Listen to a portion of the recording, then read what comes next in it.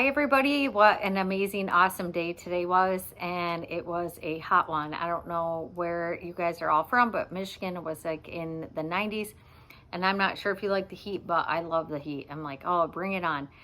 So today I worked at the hospital, and I haven't seen one of the ladies that works in the gift shop. And I saw her today, and I got to talk to her about my testimony, and I got to share the link with her. Well, later on in the afternoon, I came back and she's like, geez, Sarah, I wish you would have warned me and let me know that, I was going to be crying in front of all of my customers today as I was watching it. I'm like, oh, I didn't realize you were going to be watching it. But I was able to talk to her about how awesome our God is and how he shows up, in the dark times and in the good times and all the time, which is absolutely amazing.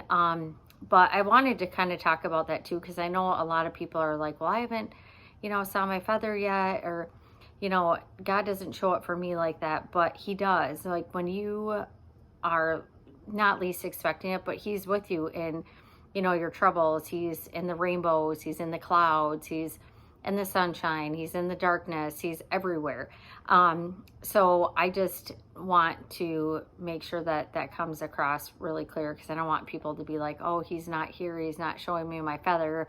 But he is. He's with us everywhere we go. I got this devotional today from my sister-in-law. She sends me stuff from Charles Stanley from In Touch Ministry, and it's amazing. It's called Our Protector. Though hardships in life is inedible, God is our protector and refuge, and he is with us through it all. Psalm 62, 5-8. Have you noticed all the instability in our world today? There is much to fear if we have only ourselves or others to rely on these troubling times. But God is our protector, and when we run to him, we can have peace in the midst of uncertainty. If he is our rock, then we will not be shaken by the events in this world or even those in our own life. So today, Blake, when I got home, he's like, Mom, I found a feather for you. And when I was fishing again today, and he kept it, so he gave it to me today. And then at Blake's baseball practice, I'm like, oh, I'll just go for a walk while I was wasting some time. And I ran into one of the ladies, Cheryl, in my Bible study. And we actually stopped right by my friend Nicole's sister's memorial bench. And I looked at her memorial bench, and right next to it is a pot of flowers. And I looked, and there was a feather sticking right in the pot of flowers. I'm like, really? How awesome is that? So Cheryl got to witness that too. So as Cheryl was riding her bike and I was walking, she's like, Sarah, I just don't notice things like you do and stuff. And I'm like, it definitely is a personality thing too. I think, when you're more open to have spiritual eyes and spiritual ears to see. Not saying that not everyone can have it. It's just, a little bit different personalities. But anyway, and so we were walking, and she was riding her bike, and all of a sudden we see a huge feather. And so we got a picture with that. And then I was walking back, and by the drinking fountain, I saw another feather. And in the meantime, she had texted me, and she said, Sarah, look at this. She's like, there's a feather sticking right out of the yard. She sent me a picture, and it was sticking up. She goes, right for me to notice. And then this is really cool. So God totally nudged me. I had to go get a script at Rite Aid in Portland, and Blake was still practicing, and they were almost done. But God's like, go now. So I'm like, all right. So I went up to the coach and said, hey, do I have a couple minutes to run and grab a script? He's like, yeah.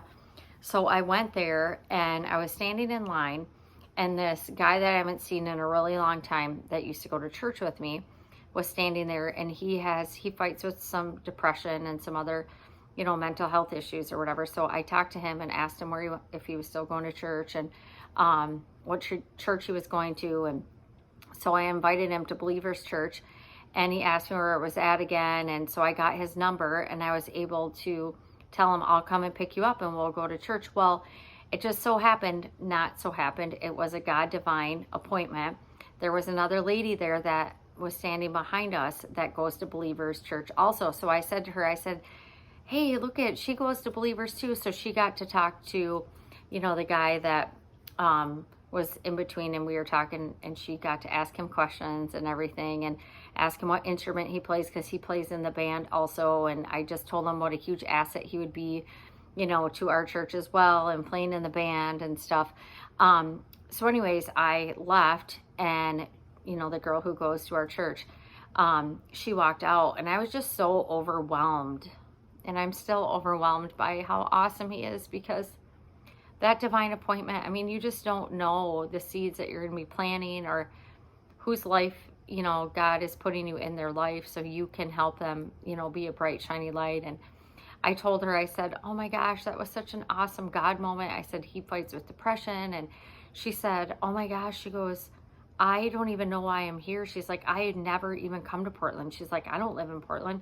She's like, I was just going by the exit, and I had to get a card for somebody. And she goes, I live over more by Grand Rapids, but it just so happened I was at Believers Church at a ladies, you know, conference, or a ladies get together, and I was going through Portland. So really, I mean, you just can't make that stuff up. There's no coincidence. It's God's way of remaining anonymous and just wanting us, you know, if you ask, then you will receive. And I just hope that you go out and be a blessing tomorrow, and can be a bright, shining light in someone's day. So I can't wait to see what God has up to for tomorrow. Have a great night.